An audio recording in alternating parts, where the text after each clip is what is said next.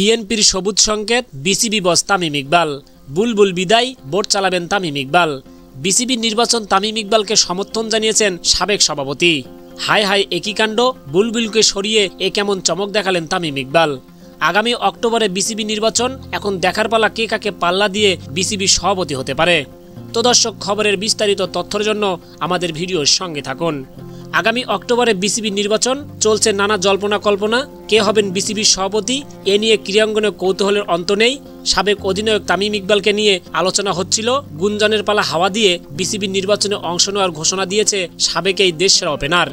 অন্যদিকে বিসিবির আসন্ন নির্বাচনের লড়াইয়ের ঘোষণা দিয়েছে বর্তমান সভাপতি আমিনুল ইসলাম বুলবুলও। ফলে তামিম ও বুলবুলের মধ্যে আগামী বিসিবি নির্বাচনের লড়াই হবে, এটা সহজেই অনুমান করা যাচ্ছে। এরই মধ্যে তামিমকে নিজের প্রার্থী হিসেবে ঘোষণা দিয়েছে বিসিবির সাবেক সভাপতি মোহাম্মদ আলী আসগার লবি। গতকাল বুধবার দুপুরে খুলনা প্রেস ক্লাবে সাংবাদিকদের সঙ্গে মতবিনিময়কালে এক প্রশ্নের জবাবে তিনি একথা জানিয়েছে। সাবেক সংসদ সদস্য মোহাম্মদ আলী আসগার লবি বলেন, আমরা দলের পক্ষ থেকে তামিম ইকবালকে বিসিবির সভাপতি হিসেবে প্রার্থী হতে বলেছি। আমাদের প্যানেলে আসলে তামিম ইকবাল প্রার্থী হবে। আমার ওপর চাপ ছিল হওয়ার জন্য, কিন্তু আমি বলে দিয়েছি প্রার্থী হব না।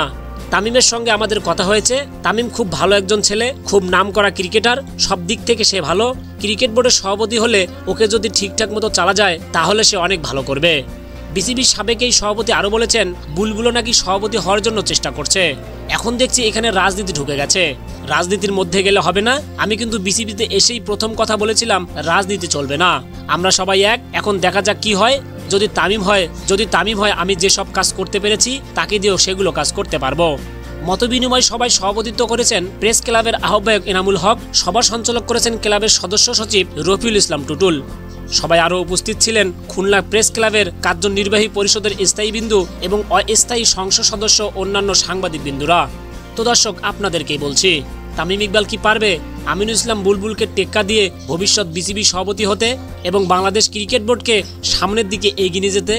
জানিয়ে দিতে পারেন আপনাদের মূল্যবান মতামত আমাদের ভিডিও কমেন্ট বক্সে। ধন্যবাদ সবাইকে।